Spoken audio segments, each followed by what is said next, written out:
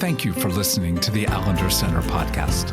I'm Dr. Dan Allender. And I'm Rachael Clinton Chen. We're fiercely committed to providing hope and healing to a fragmented world. And restoration for the heart. Thank you for joining us. Let's get this conversation started.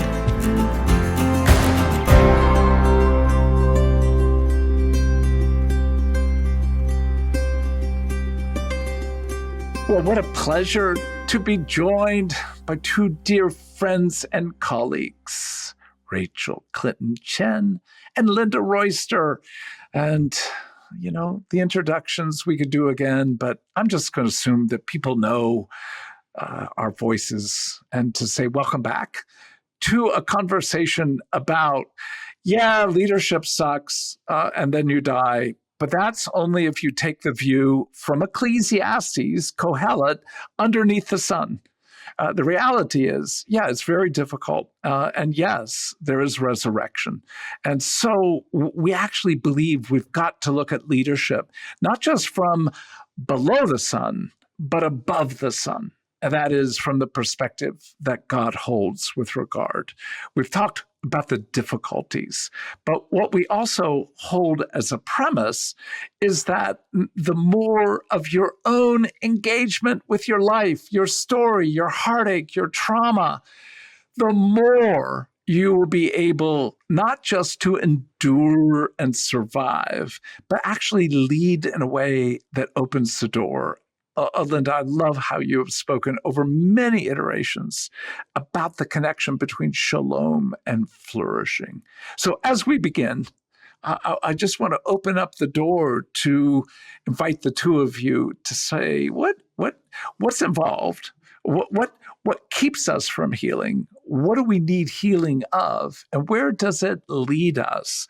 As healing is not an event that finishes, but as a process that captures our heart more and more. It's such a reminder that we were made for shalom, and so many moments, seasons of life where we don't experience it.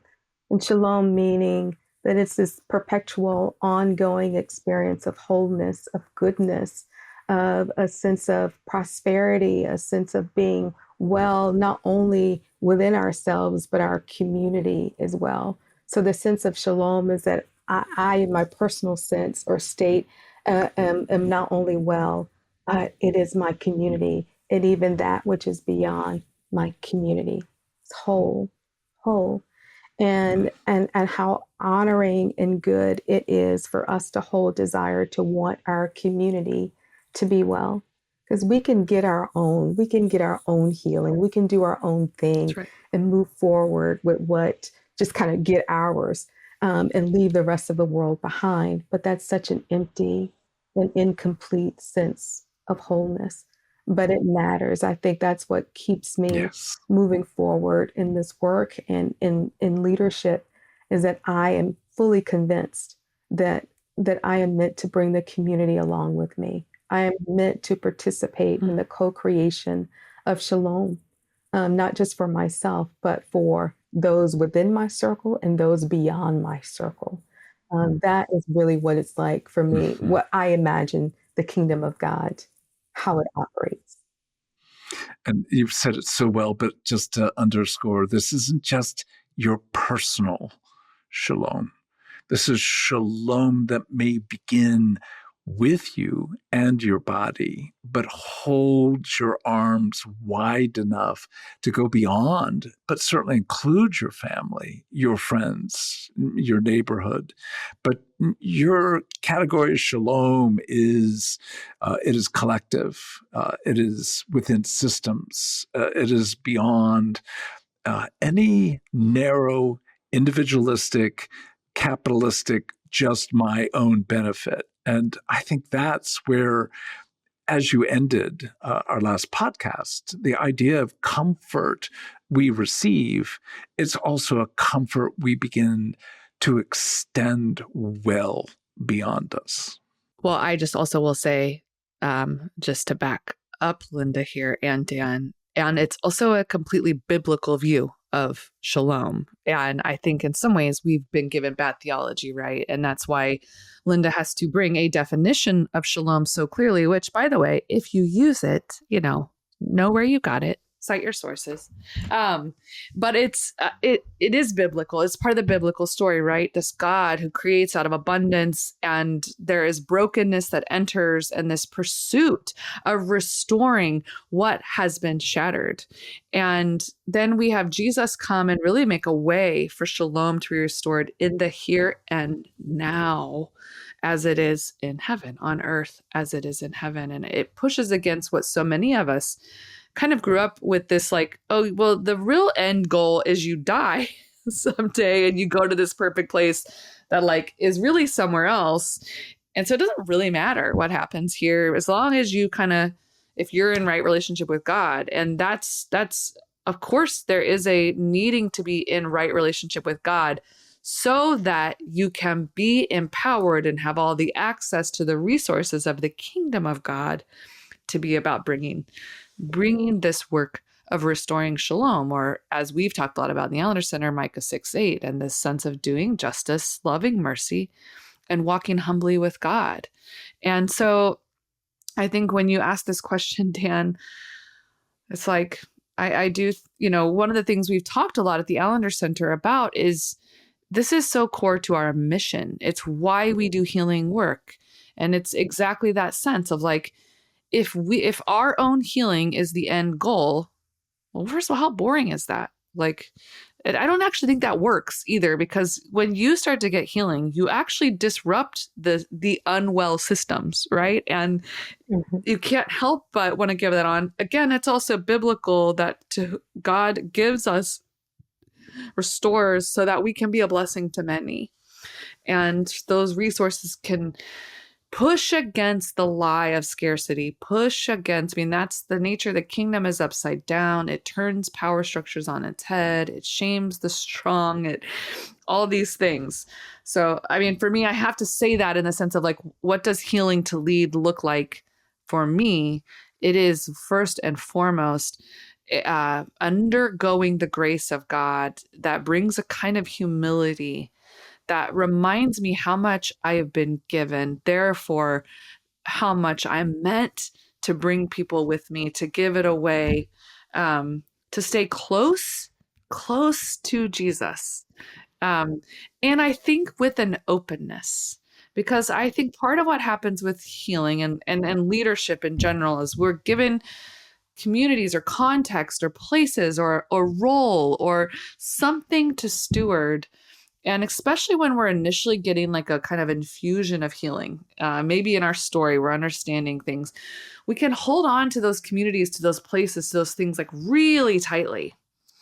And I think we're also meant to steward with open hands, that sense that what we have been given, we are given for such a time as this. And it's not meant to replace God as our source of life. It's meant to be a table that we're co-creating with others at. And I say that more because I think there was a season, even for me at the Allender Center, because I was experiencing so much healing in this context that was changing my life, bringing transformation. I started to hold on to the Allender Center with this sense of, this is my family. This is my calling for life. I will, don't you take this from me, God. I had like such an iron grip. And I remember going through a season where I was being pursued for a pastoral role in another context. And I think really for me, that was the Spirit's way of kind of gently, so tenderly, so graciously inviting me to put everything back on the table, in a way that acknowledged who I belong to and who all these things that I was claiming as mine actually belong to. And could I trust God? So playing a little bit with calling. And I'm so grateful for that because it allowed me to step further into leadership, not within a sense of entitlement or demand, but a sense or over identifying, but with a sense of I am there is a grace for such a time as this to steward these things, and I need to steward them well with the time that I have. And I don't know what that time is. And it might be many like seasons and decades, and it might not. So for me, I think part of this healing to lead that we have to come to is a sense of humility and openness, which leads to a deeper curiosity of our story, right? Because all of that was so instoried for me. Of course, if I'm tasting goodness, I'm being known, I'm experiencing transformation. I'm like, these are my people forever. I'm so loyal. I long for I'm Italian. I want a rich, big table and like people that never leave and stay forever. And so it leads to this sense, and I'll turn it back over to both of you because I'm talking too much, but to this sense of knowing our story, right? Because our story is going to play out in how we relate to the world around us and how we lead, into the choices we make, the kind of people we feel called to lead. And there is a beauty in that, and there is a brokenness in that. And if we think we can like find the perfect context where we're never triggered, where we're never caught, right? Where we're never caught, we have to know something of our story and engage with healing in our story in ways that we can stay humble, we can stay open, and we have more choice. And that, my friends, is an ongoing, never-ending work. I will say amen. Well, look, the reality is interacting with a leader not long ago, and in this man's story, there were 3 words that kept coming up that I think are useful. He was naming that he felt like he could not bear the ambivalence of being in a place that was so highly polarized, with people on one side, people on the other. He wanted to resolve that. And we came to say that part of leadership is learning to bear, to hold ambivalence, not resolve it, not create a way to, in what sense, mitigate or minimize, but just by holding it well, one begins to take away the bitterness that's often in the midst of that. Second word was he just felt so many of the demands of the leaders in his church, other parishioners, particularly people who were funders of the church, the demands of, if I don't do what you expect, I'm going to lose everything that's going on. And so ambivalence, demands, and then the third word he kept bringing up is how he felt like he was disappointing people, that somehow, even when he did his best, strive to create, as you put it, containment and honor and holding different views, that there was always somebody disappointed. So I want to go back to that notion of we have to learn how to hold ambivalence. We have to be able to find a way to disrupt, without shaming, disrupt demands, and in some sense to enter the depths of disappointment, to be able to weep with those who weep and rejoice with those who rejoice. So if we can begin to say, if those aren't the end-all be-all categories, but they're very important. How does healing open the door? And what healing is necessary to begin to be able to hold ambivalence, to be able to disrupt demands, and to be able to enter, to truly step in embodied with your heart and presence into other people's disappointment? Yeah, Dan, I often think of what I've heard you say so many times over the seasons is that you can only take someone as far as we've gone in our own story.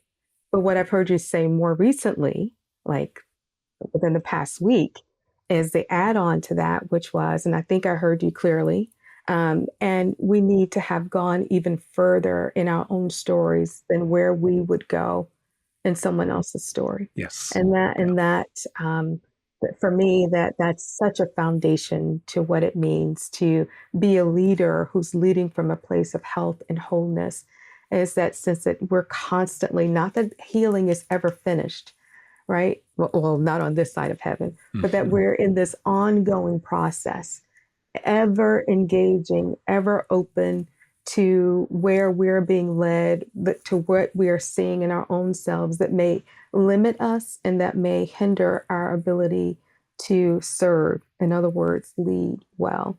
Yeah. Um, and as Rachel was talking a moment ago, talking about how she defines healing, uh, I would I would venture to say that each of us have our own definitions of what we mean when we say healing, Mhm. right? And there may be some things that are common and that connective tissue that might be present. But in this healing work, as we're asking people to think about what does healing look like, I think we have to be clear about how we define healing. What does it look like for us personally, collectively? How does our community define healing? And that becomes really important, because if you're defining something that's different from what I value in my own being or in my own community, then that will be problematic, because I will be moving towards something that's not germane, or it's something that's not value for me. So healing, as I think about it, is a change that moves in the direction of flourishing. It is change that moves in the direction of flourishing, not death, not despair, but toward hope and toward flourishing.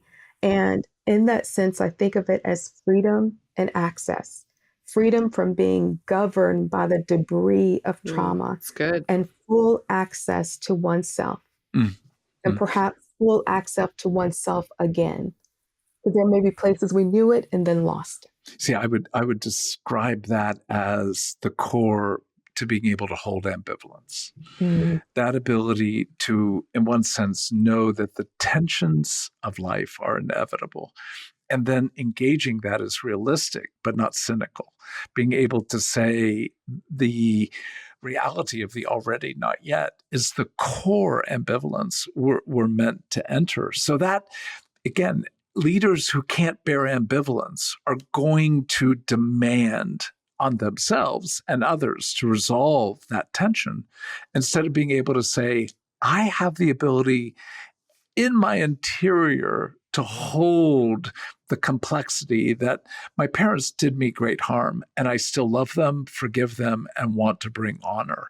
That reality of I can name death, but I also believe in the resurrection. And I believe the resurrection allows me to say death doesn't have the final word. That holds the tension in a way that we know it can't be taken. I'm curious as to what you do with the category demand, how healing opens the door to a kind but still disruption of demands.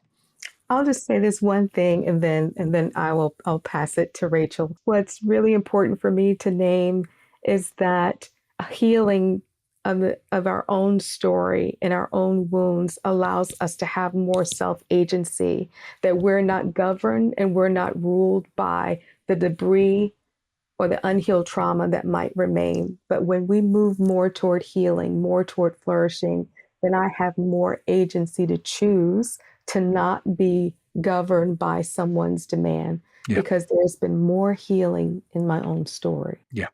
And again, go back to the fact that ambivalence creates for most people a heightened degree of anxiety. We talk about that as hyper arousal outside of what's called the window of tolerance. The other side to it is when people make demands, they're not usually made warmly. They're not made without some degree of threat. And that demand, be it from a church, be it from a group, be it even implicit, often has that angry edge of you better do this or you're going to pay. So we go back to what's the story of the anxiety you've felt in your own story of ambivalence? What demands have, in one sense, imprisoned you, created bondage, or created on your part rage to what you perceive to be other people's anger, in which case you're still locked in the same process that's going to keep you from being able to, in some sense, kindly but prophetically disrupt the demands that are something of a gun to your head. So healing actually gives us access to changing the power of anxiety. Again, not to resolve it, but opens up the possibility I'm not going to be as shaped and controlled. Same with regard to anger. Rachel, you were about to speak. Oh, I'm actually I'm really enjoying listening to you both, and I feel like I'm experiencing more healing. Just listening to you, so I'm like, oh, this is good. I'm like over here taking copious notes. Like I just really appreciated your definition of healing, Linda, and that sense of freedom and access, because I think it's both about ambivalence, and I think it's about exactly what you said, this disruption of demand, because many of us who find ourselves in helping professions of leadership or stewardship definitely have parts of our story where demand has been so core, and our capacity to meet that demand at the expense of ourself has actually been a place of survival in ways we've coped with our worlds. And so we find ourselves often in contexts where that sense of demand is familiar, and it can be almost a sense of pride of like, look at what all I can meet all these needs. And if I just work harder or smarter or whatever. And so I do think knowing a sense of your story, but I think it's interesting because this disruption of demand in our current context, in the collective context, it just has a lot of frames, because there's also a demand right now of don't disrupt me. Don't ask too much of me. Don't, and in some ways as we talked about, like, people are traumatized. It's hard to be disrupted when you're traumatized, and you need containment because you feel out of sorts and you respond reactively. But also, like, entitlement it is a part of demand, and so I think there has to be that part of healing is welcoming the stranger home enough that the prophetic can move from a place of flourishing, right? Instead of demand and that sense of urgency. Like, if I don't do this, I don't have a context to survive.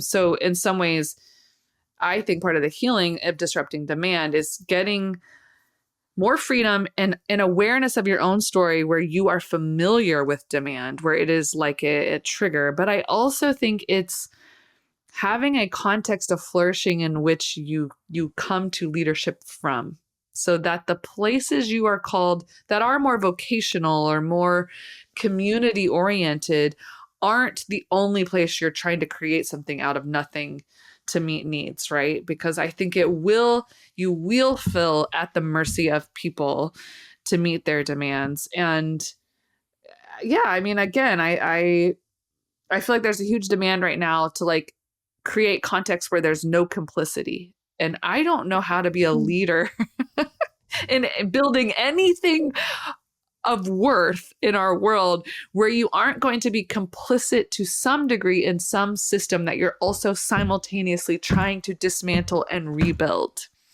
And so I just feel like there's a lot of room to play here. And I'm just grateful for these categories of like freedom and access.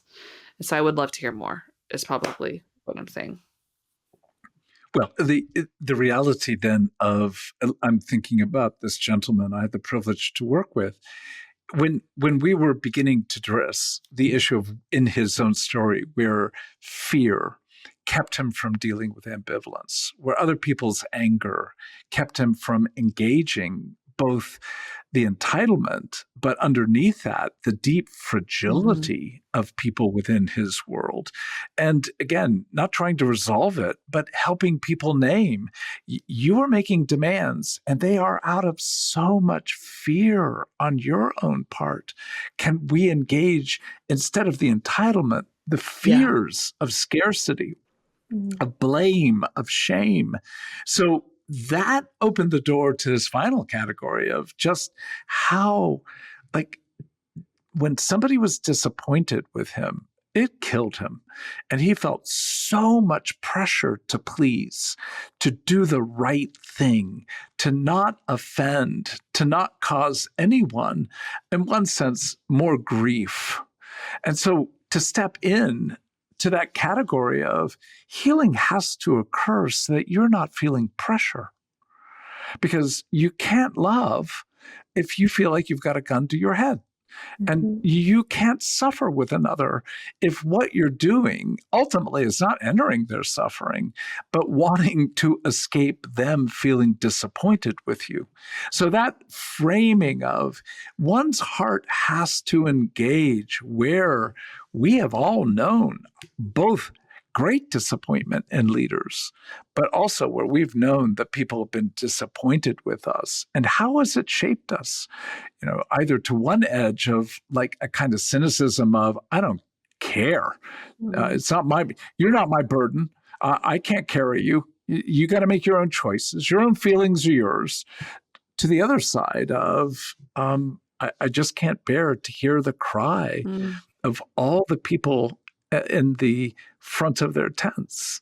So just to hear from both of you, how has healing opened the door to engaging the category of disappointment? Well, I mean, I've talked a lot about being a recovering codependent. And so this is a painful one for me. And I think I will be in a lifelong journey of healing and freedom. And this for me feels true just in interpersonal relationships. And it certainly feels true in preaching. And it feels true in bringing my community along in transformation that may feel really uncomfortable and disappointing and failing people and being human sized. So I think for me, the healing of learning that repair is possible, accountability is possible, rebuilding trust is possible, humbling, and discerning the difference between where someone is actually looking to me to meet needs that will never be met by me, that are either too big for me or aren't meant to be met in the way they long for. Like they need a deeper healing, and like learning to discern kind of where all those things collide. I am much more able to bear, like to learn that no is a love word sometimes too, right? And that's my growth edge. Like some people need to learn that yes is a love word. So this is my growth edge. But I will just say, coming from a place of really being able to live out as a pastor, which is more some of the places I would say the orientation of my leadership, that there is a way we are meant to help others walk out their own salvation with fear and trembling. And that if I try to always bring comfort, always soothe, meet every need, I'm actually often doing a disservice to people where they might be invited to a deeper healing. But it does take, back to Linda's words of like freedom, and it does take a different kind of containment and grounding to like stay rooted in love. To be, my husband said to me the other day, because I'm also in a season where I feel threatened by some people in some of this polarization. So I want to get out weapons of destruction that are not of God, not of the Spirit, to protect, right? And he said, we are going to be lovers. Like we are lovers. And we kind of, Romans 12 has been a context for us that we come back to. So we are going to be lovers. So I'm also really thinking a lot about Paul's prayer in Ephesians. And I keep coming back to that one of, for this reason, I bow on my knees before the Father, whom every family on heaven earth derives its name, that it may grant to you according to the riches of his mercy, like this kind of encounter of love that is more than we can understand, to like be rooted and grounded. And then that sense of like, to him who is able to do far more than we could ever imagine, and like abundantly so. So I'm trying to stay in that. I'm trying to be a lover, to enter disappointment. And like you said, Dan, not just where people are disappointed with you, but to enter human heartache, to rejoice with those who rejoice, and to suffer with those who suffer. Yeah, to actually have the capacity to explore what disappointment's opening the heart, not only to desire, but in one sense to dream, so that we literally have the category so much in front of us on earth as it is in heaven. That's meant to shape how we are in friendships, how we are in marriages, and how we are with our children, and how we are in our church, and how we are in the larger culture dealing with patriarchy and racism and anything that in some degree destroys and blanches the power and glory of shalom. So that's where, as we begin to talk about leadership, I know we're talking to good folks in formal places, but we go back to that category of whether you've got a formal position or not, you've got to grow in an ability to hold ambivalence. You've got to grow in your ability to disrupt that form of entitlement fragility that shows itself in demands. And you've got to, in one sense, free your heart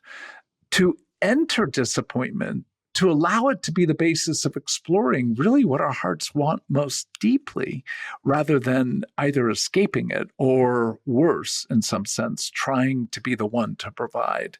So all those categories bring us back to the reality that healing is really the call of leadership. It isn't just the preparatory process, it's actually the very frame. I always go back to that 1 Timothy 1, where Paul says, this is a trustworthy statement, worthy of your full acceptance. Christ Jesus came into the world to save sinners, of whom, and I'll use my language here, it's certainly not what the scriptures teach quite, but where what he's ultimately saying is, and I'm the one most needing healing. I'm the one who most needs the work of Jesus at the core of my being.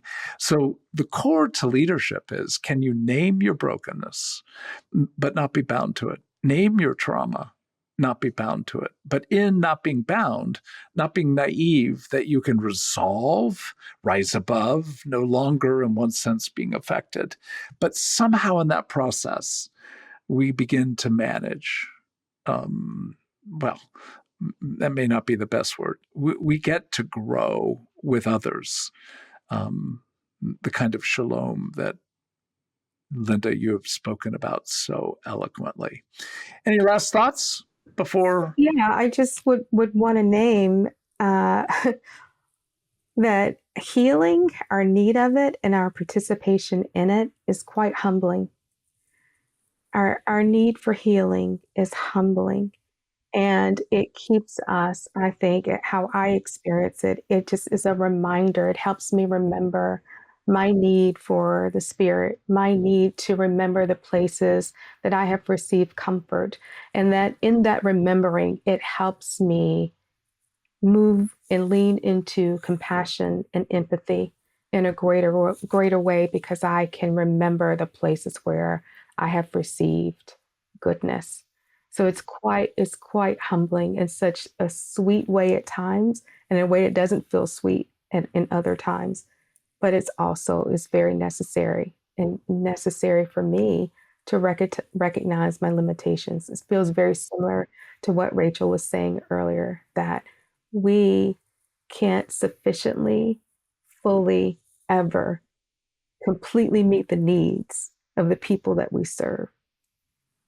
And that helps me be human sized and to be well with my humanity. Mm.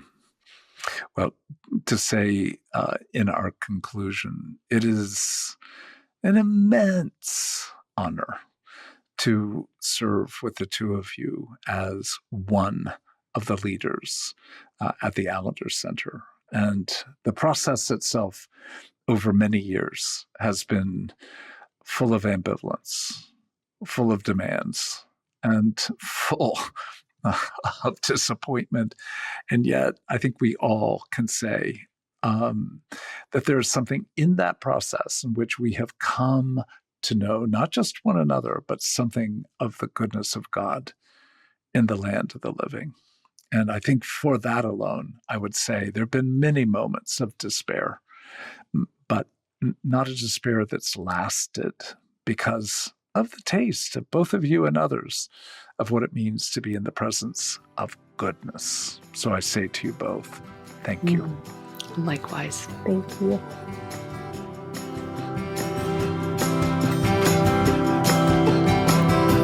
The Allender Center podcast is produced by the Seattle School of Theology and Psychology. If you'd like more information about the Allender Center, you can look at theallendercenter.org.